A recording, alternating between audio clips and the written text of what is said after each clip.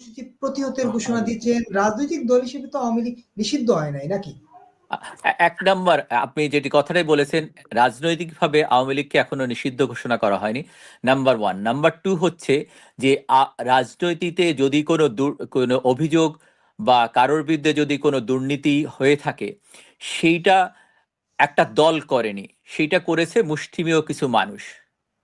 আপনি যদি দেখেন ৮০-র দশক থেকে আমরা যারা বড় হয়েছি, ৮০-র দশকে অনেক ছাত্র, রউফুন বসু মিয়া, সেলিম দেলোয়ার, সবাই হত্যাকাণ্ড হয়েছে। তার জন্য বিচার হতে পারে, যারা অপরাধী তাদেরকে বিচারের আওতায় আনেন, এবং যতক্ষণ পর্যন্ত অপরাধ প্রমাণিত না হবে ততক্ষণ পর্যন্ত আপনি বলতে পারেন না এইটা অপরাধ কেউ করেছে। তো এখন আপনি ২০০১ সাল থেকে ২০০৫ সাল পর্যন্ত অনেক রাজনৈতিক হত্যাকাণ্ড হয়েছে। ঢাকায় আহসানুল্লাহ মাস্টারের হত্যাকাণ্ড হয়েছে, খুলনায় মঞ্জুরুল ইমামকে হত্যা করা হয়েছে, সিলেটে শাহ এএসএম কিবরিয়াকে হত্যা করা হয়েছে, ময়মনসিংহে মমতাজ উদ্দিনকে হত্যা করা হয়েছে, অনেক রাজনৈতিক নেতৃবৃন্দ হত্যা করেছে। সেজন্য কি তখন তো বিএনপি জামাত ক্ষমতায় ছিল, তাহলে কি বলবো পুরো বিএনপি জামাতকে আপনারা নিষিদ্ধ করে দেন? তারা যে ফর্মুলা দিচ্ছে, তার মানে তাদেরকে এটাও করা উচিত। যদি সেইটা না হয়, তাহলে আওয়ামী লীগ দল হিসাবে তো কোনো অপরাধ করেনি। আওয়ামী লীগের প্রচুর কর্মী বাহিনী আছে যারা কোনো এই দুর্নীতি বা সন্ত্রাসের সঙ্গে যুক্ত ছিল না, তাদেরকে কেন দল করতে দেওয়া হবে না? তাহলে যদি আপনি এখন দেখা যাচ্ছে তারা ক্ষমতায় থেকে দল গঠন করতেছে, তাদেরকে প্যাট্রোনাইজ করতেছে কেন? আপনি তো যখন ক্ষমতায় থাকেন, আপনি তত্ত্বাবধায়ক সরকারের প্রধান, আপনার ক্যাবিনেটে যারা আছে তারা তত্ত্বাবধায়ক সরকারের অংশ, তারা কেন দল গঠন করবে?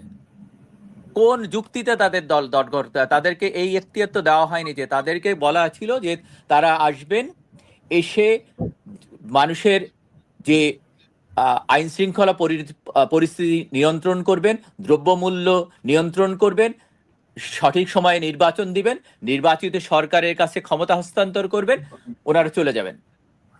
নির্বাচিত সরকার যদি মনে করে যে হ্যাঁ এখানে সংস্কার প্রয়োজন, আমাদের সংবিধানে কোনো ভুল আছে, আমাদের নির্বাচনের কোনো পন্থা আছে, সেগুলি সংস্কার করতেই পারেন। অথবা যদি নির্বাচন সঠিক করতে হয়, তাহলে আপনার জোন করেন। যেমন ইন্ডিয়ার আমি বিরোধী হতে পারি, কিন্তু ইন্ডিয়া থেকে শেখারও জিনিস আছে।